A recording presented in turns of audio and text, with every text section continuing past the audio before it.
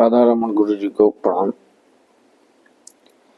माता कामाख्या के चरणों में कोट कोट प्रणाम। महादेव के चरणों में कोट कोट प्रणाम। आज की आध्यात्मिक वेला में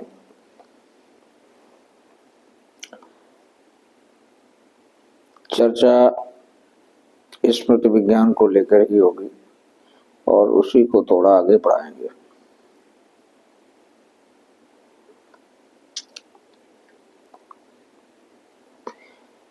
जितने भी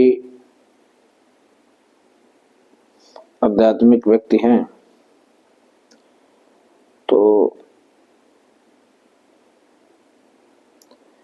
सभी को अध्यात्म की जानकारी रहती है और हमें जो भी जानकारी रहती है हमने सीखा है तो हम उसी को सही मानते रहते हैं।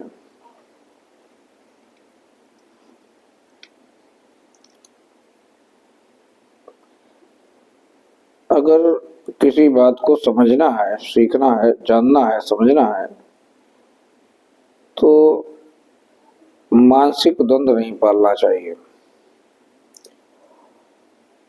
और जो बात कही जा रही है उसको ध्यान से सुनना चाहिए, समझना चाहिए।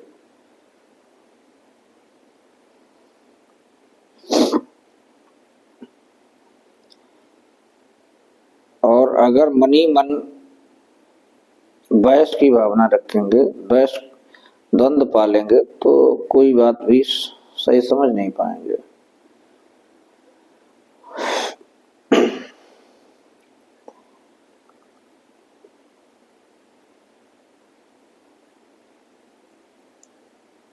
जब भगवान श्री कृष्ण अर्जुन को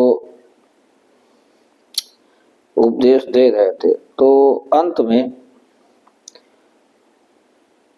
अर्जुन ने श्री कृष्ण से पूछा कि हे भगवान, मैं ज्ञान को कैसे उपलब्ध हो पाऊंगा? तो भगवान श्री कृष्ण ने उत्तर दिया कि अर्जुन,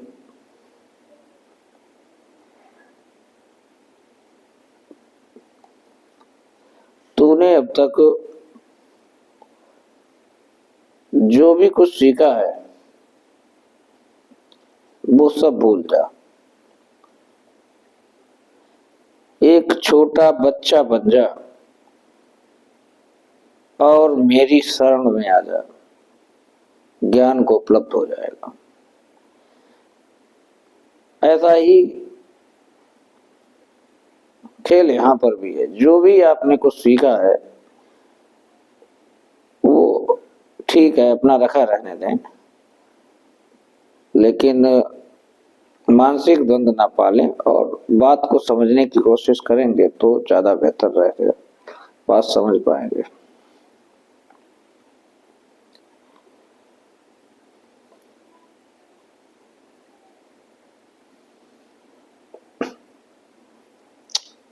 आज की चर्चा को प्रारंभ करेंगे।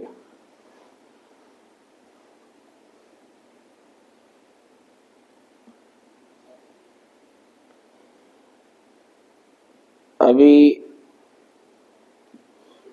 पिछले साल हम लोग देख रहे थे राम मंदिर का निर्माण कार्य संपन्न हुआ और जिस समय उसका उद्घाटन होने वाला था तो उस समय मीडिया द्वारा उसे काफी कवरेज भी मिली, लेकिन कुछ लोग ऐसे भी थे जो उस पर प्रश्न भी उठाते थे और उनको ये कहते थे कि मंदिर से क्या फायदा, मंदिर की जगह अस्पताल बनना चाहिए। इस प्रकार के भी प्रश्न लोग रखते थे।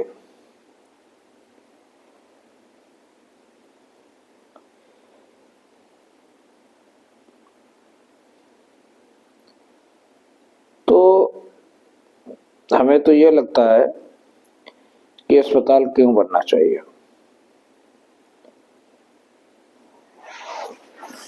हमारा तो सीधा कहना है कि अस्पताल क्यों बनने चाहिए।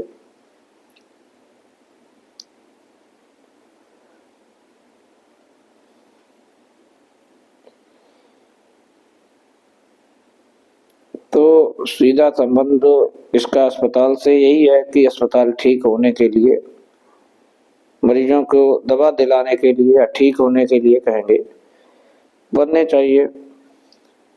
किंतु अगर हम देखेंगे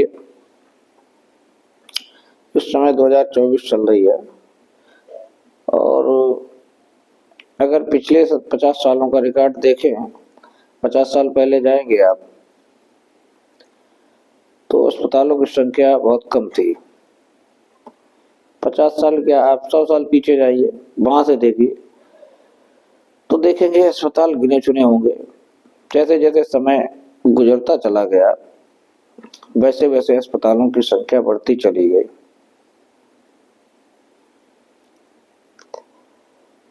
वैसे वैसे अस्पतालों की संख्या बढ़ती चली गई। तो जैसे जैसे अस्पताल बढ़ रहे हैं वैसे वैसे मरीजों की संख्या भी बढ़ती चली गई। तो कहीं ना कहीं ये बात तो सामने निकल के आती है कि अस्पतालों की संख्या लगातार बढ़ने के बावजूद मरीजों की संख्या कम नहीं हो रही है।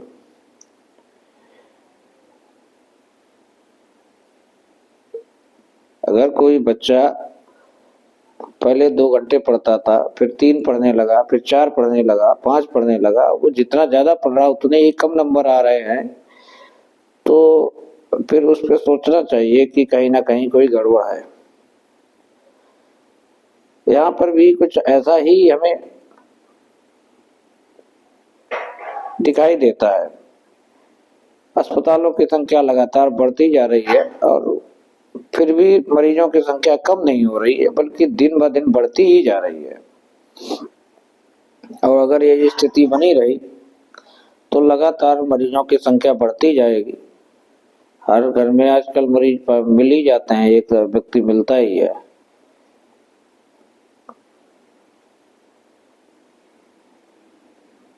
तो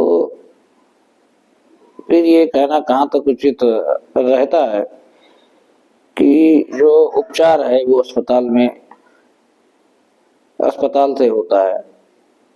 अगर उपचार जो है अस्पताल से होता तो मरीजों की संख्या धीरे धीरे कम हो जाती या खत्म हो जाती।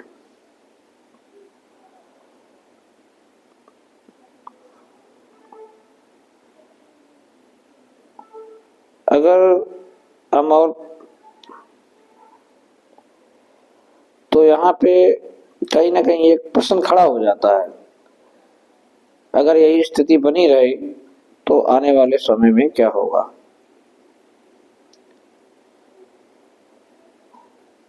अगर इसी बात को और हम 5 साल, 100 साल या 1000 साल पहले जाएं, 1000 साल पहले चले जाएं तो आप देखेंगे अस्पतालों की संख्या बहुत थी ही नहीं। अस्पतालों की संख्या ही नहीं थी, अस्पताल ही नहीं थे और मरीज भी नहीं थे।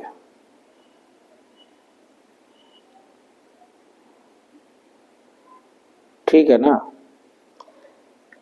तो पहले क्या था, पहले आध्यात्मिक उन्नति ज्यादा थी। मेन पॉइंट जो है वो यही है कि पहले आध्यात्मिक उन्नति ज्यादा हुई थी, आध्यात्मिक लोग ज्यादा थे, पूजा पाठ ज्यादा होता था।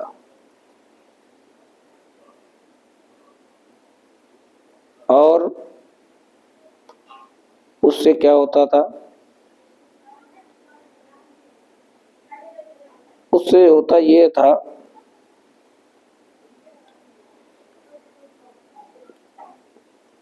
अगर आप अध्यात्म से जुड़ेंगे, अध्यात्म से जुड़ना यानी कि ईश्वर से जुड़ना,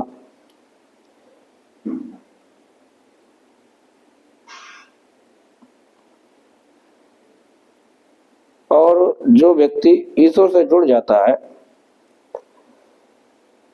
वो व्यक्ति जो होता है पूर्णता को प्राप्त कर लेता है।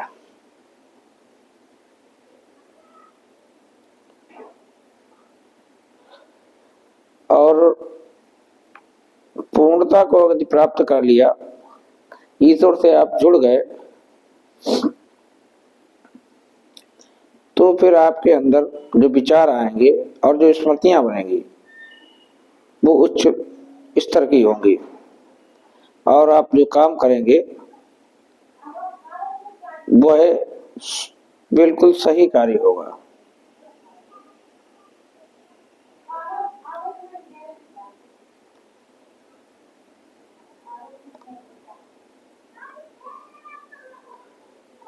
तो अगर आपको सही होना है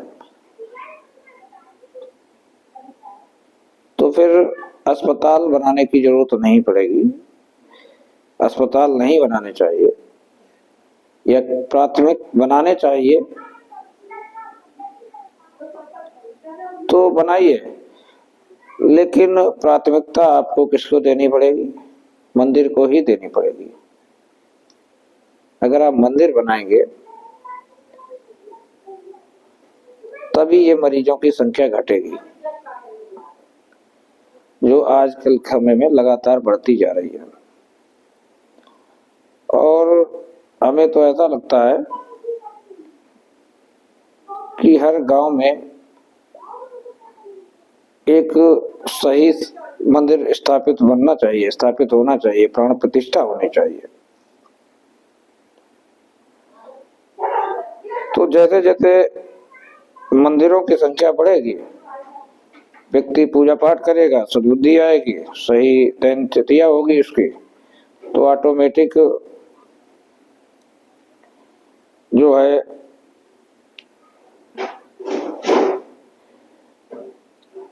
उसका ऑटोमेटिक स्वास्थ्य सही होगा। तो कहने का मतलब ये है कि धीरे धीरे हम आज के इस बदलते परिवेश में जो जीवन के मूल तत्व हैं, आध्यात्मिक जीवन है, उससे दूर होते जा रहे हैं, और इसी वजह से ये समस्याएं लगातार बढ़ती जा रही हैं।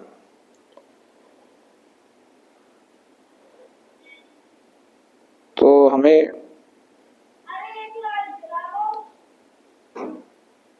क्या करना चाहिए, हमें चाहिए ये कि पुनः एक बार उसी दिनचर्या को अपनाना चाहिए जो हमारे पहले के ऋषि मुनि अपनाते थे। तो धीरे धीरे क्या होगी, बीमारी कम होती जाएंगी, व्यक्ति स्वस्थ होता जाएगा। यानी कि हमें आध्यात्मिक उन्नति पर ध्यान देना चाहिए, या इस बात को ऐसे भी कह सकते हैं कि प्रकृति के साथ जुड़ना चाहिए।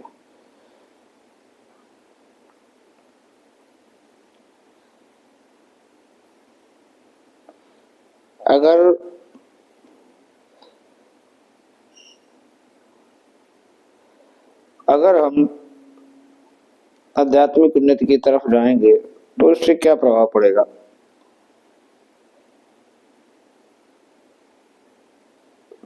तो हमने जैसा कि कहा है कि अध्यात्म से जुड़ना यानी कि ईश्वर से जुड़ना यानी कि पूर्ण तत्व से जुड़ जाएंगे, और पूर्ण तत्व से जब जुड़ जाते हैं तो हमारा कोई भी काम पूर्णता को प्रदर्शित करता है। जैसे हम देखेंगे कि पहले की जो दवाइयाँ थी, आयुर्वेद की जो दवाइयाँ हैं, तो वो दवाइयाँ जो है हमारे ऋषि मुनियों द्वारा बनाई गई हैं और उसमें जितनी दवाइयाँ बनाई गई हैं वो हजारों साल से वैसे ही चल रही हैं। उनमें कहीं कोई दवाई बंद नहीं हुई है, क्योंकि उसमें कोई साइड इफेक्ट नहीं है। लेकिन आजकल जो दवाइयाँ बन रही हैं एलोपैथिक में, वो 4-6 साल बाद बंद हो जाती हैं। क्यों बंद हो जाती हैं? क्योंकि इनके साइड इफेक्ट शुरू हो जाते हैं। साइड इफेक्ट होने के कारण हजारों दवाइयां बंद हो रही हैं और आपको आपके आस पड़ोस ही बहुत ऐसे लोग मिल जाएंगे साइड इफेक्ट वाले। बहुत लोगों की मृत्यु भी हो गई है साइड इफेक्ट से ही। और कैंसर के तो रोगी आपको पता है कि कैंसर से कम दवाइयों से 70 से 80% उसी से मृत्यु होती है उनकी।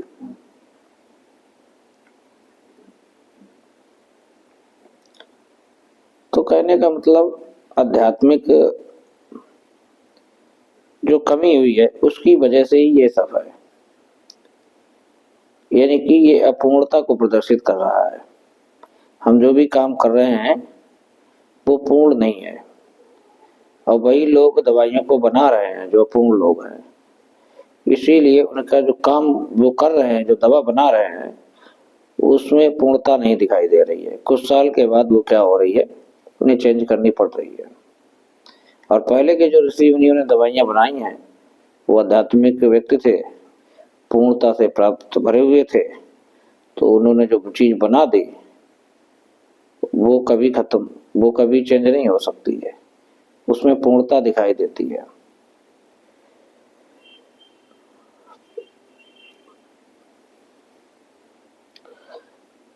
तो इसीलिए आप देखेंगे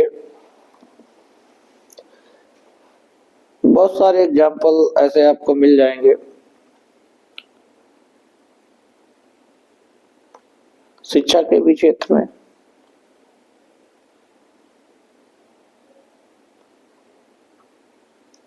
पाणिनि का नाम सुना होगा। बताया जाता है कि पाणिनि जो थे बहुत ही कमजोर छात्र थे और यहाँ तक कि उन्हें उनके स्कूल से भगा दिया गया एक बार। वो पढ़ ही नहीं पाते थे। तो फिर वो भगवान भोलेनाथ की पूजा करने चले गए और उन्होंने काफी पूजा की और भगवान भोलेनाथ से उन्होंने ज्ञान मांगा और भगवान भोलेनाथ यानी कि महादेव ज्ञान के देवता हैं, तो उनकी इतनी कृपा हुई तो पाणिनि ने क्या किया, कई सारी संस्कृत में बुक्स लिखी हुई हैं, संस्कृत के लोग जानते हैं और बताते हैं उन बुक्स को अध्ययन करने के लिए, सहायता के लिए, समझने के लिए कई बुक्स लिखी गई हैं। मतलब इतना उच्च स्तर का उन्होंने लेखन कार्य किया और जो उन्होंने सूत्र दिए, सिद्धांत दिए, वो उनके आज तक चल रहे हैं, उनमें कोई फेरबदल नहीं है, अटल है वो। लेकिन हम जब साइंस में पढ़ते हैं, फिजिक्स केमिस्ट्री में, तो कोई भी उसमें मॉडल पढ़ते हैं तो दूसरा वैज्ञानिक आके उसमें कमी निकाल के चला जाता है, फिर दूसरा देता है तो तीसरा कमी निकाल के चला जाता है, चौथा पढ़ते हैं तो पांचवा कमी निकाल के चला जाता है। कहने के मतलब जो अपूर्ण है वो पूर्ण तत्व को नहीं जान पाते हैं और उनके क्रियाकलाप में, कार्य में अपूर्णता ही होती है। किसी भी एग्जाम्पल को ले लें, शिक्षा जगत के एग्जाम्पल को लें,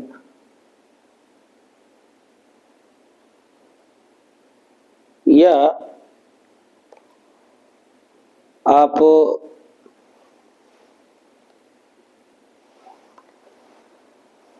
डॉक्टरी से संबंधित एग्जाम्पल ले लें। डॉक्टरी में भी देखते हैं, दवा से संबंधित यानी डॉक्टरी से संबंधित एग्जाम्पल तमाम है। पथरी का एग्जाम्पल की बात की, उसी को देख लीजिए। किसी व्यक्ति को पथरी हो जाती है या कोई गांठ हो जाती है, डॉक्टर साहब इलाज क्या करते हैं, वही गांठ चीर फाड़ के निकाल देते हैं, 2-4 साल बाद फिर हो जाती है।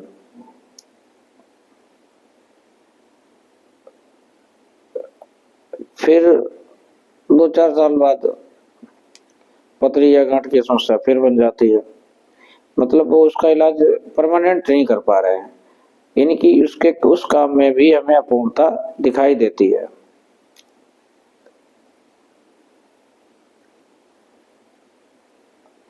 और यही क्रम चलता रहता है, अगले आने वाली पीढ़ियों में भी हमें यह समस्या लगातार दिखाई देती है। और क्यों दिखाई देती है हम पहले चर्चा कर चुके हैं, तो उस पर बात नहीं करेंगे।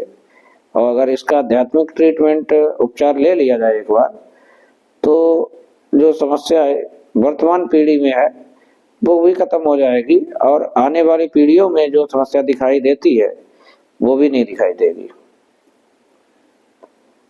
आध्यात्मिक अगर उपचार किया जाए तो।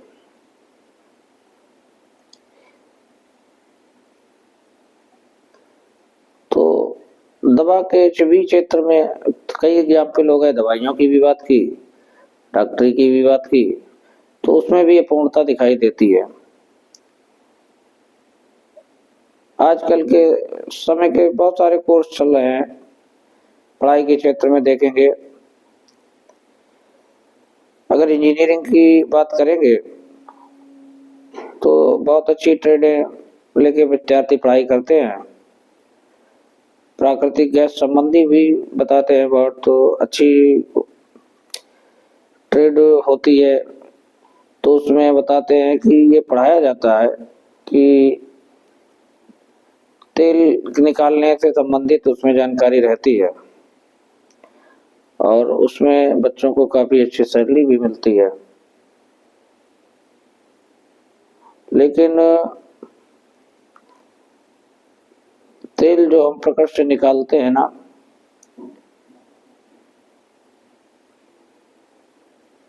तो तेल का हमें पता है काम क्या होता है। तेल जो होता है, आप देखते होंगे हमारे मोहल्ले में जो ट्रांसफार्मर वगैरह लगे होते हैं, तो उसमें तेल पड़ता है। अब वो तेल क्यों पड़ता है? तेल जो पड़ता है वो इसलिए पड़ता है कि तेल जो है, तेल का ये धर्म है, एक काम है, ताप को सोख लेना, कम कर देना। ऐसे ही पृथ्वी के अंदर भी तेल है, और अगर हम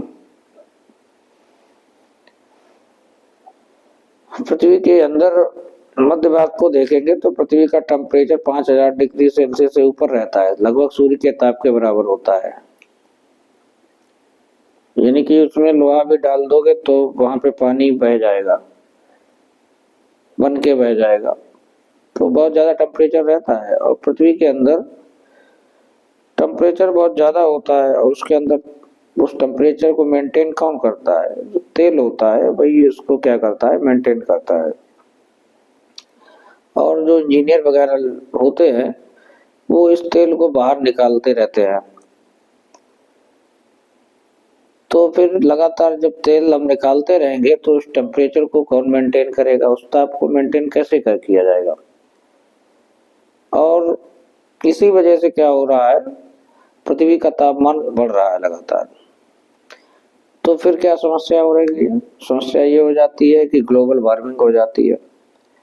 ग्लोबल वार्मिंग यानी कि जो पृथ्वी का टेम्परेचर बढ़ेगा तो फिर क्या होता है, टेम्परेचर बढ़ने से जितनी भी बर्फ जमी हुई है ठंडे स्थानों पे वो सब पिघलना शुरू हो जाती है। तो फिर वैज्ञानिकों की रिपोर्टें जारी होने लगती हैं कि 2000 इतने तक ये शहर डूब जाएंगे, तो जारी होंगी।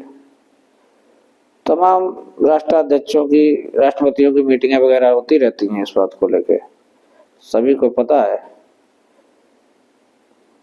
कि अब तेल निकालना कम करेंगे। तो अभी भी मीटिंग हुई थी, उसमें भी हुए थे सब, लेकिन रोक नहीं पा रहे अपने आप को। आज के जगत में इतनी होड़ मची हुई आगे बढ़ने की। तो कहने के मतलब जो पढ़ाई हम कर रहे हैं उसमें भी हमें पूर्णता दिखाई दे रही है। यानी कि जो हम तेल निकालने का पढ़ाई की, अब तेल क्या कर रहा है, पृथ्वी के टेम्परेचर को बढ़ा रहा है, निकल गया है तो पूरी पृथ्वी के अस्तित्व को खतरा बनता हुआ दिखाई दे रहा है। और लगातार निकालते रहेंगे तो एक दिन पृथ्वी इस तरीके से आग का गोला बन जाएगी और कोई भी जीवित प्राणी नहीं रह पाएगा। तो इन सब बातों को हमने देखा, समझा और हमें यहाँ से ये देखने को मिला कि यदि हम अध्यात्म से नहीं जुड़ेंगे तो इसी तरीके से अपूर्ण कार्य ही करते हुए दिखाई देंगे। और यदि अध्यात्म से जुड़ेंगे तभी हम पूर्ण तत्व की तरफ बढ़ पाएंगे। जब पूर्ण तत्व से जुड़ेंगे तभी पूर्णता हमारे काम में दिखाई देगी। तो इसीलिए हमारा ये मानना है, मंदिर वाली बात से शुरुआत की थी, तो हमारा यही मानना रहेगा कि मंदिर को प्राथमिकता के तौर पे दी जाए। अस्पताल भी बना लिए जाए, ज़्यादा जरूरी लगता है, लेकिन प्राथमिकता जो है वो मंदिर को ही दी जानी चाहिए। मंदिर जाएंगे, भगवान का भजन करेंगे, पूजन पाठ करेंगे तो अच्छी स्मृति बनेगी। कोई भी गलत काम की तरफ नहीं जाएंगे तो बीमार होने का उसमें कहीं कोई सवाल उठता नहीं है। और धीरे धीरे ये संख्या अगर लोगों की बढ़ती गई तो धीरे धीरे मरीजों की भी संख्या घटती जाएगी और एक दिन हमें बहुत कम लोग बीमार दिखाई देंगे। ठीक है, लेकिन हम ये सोचे कि अस्पताल बढ़ाते जाए तो मरीजों की संख्या घट जाएगी। तो ये आप देख ही रहे हैं, लगातार अस्पताल बढ़ते गए लेकिन मरीजों की संख्या नहीं घट पाई है। और ये तभी संभव है जब हम अध्यात्म से जुड़ेंगे। अध्यात्म उन्नति इसलिए बहुत परम आवश्यक है। तो तमाम प्रश्न भी उठेंगे आपके मन में रोजगार संबंधी या जो भी प्रश्न है। जब बुद्धि सही होगी तो सब काम सही हो जाते हैं, रोजगार वगैरह सब सही काम करने लगता है। जब आप बीमार होंगे तो आपकी बुद्धि भी नहीं सही काम करेगी, कहाँ से रोजगार आप कोई काम सही कर पाएंगे। तो आज के लिए इतना ही।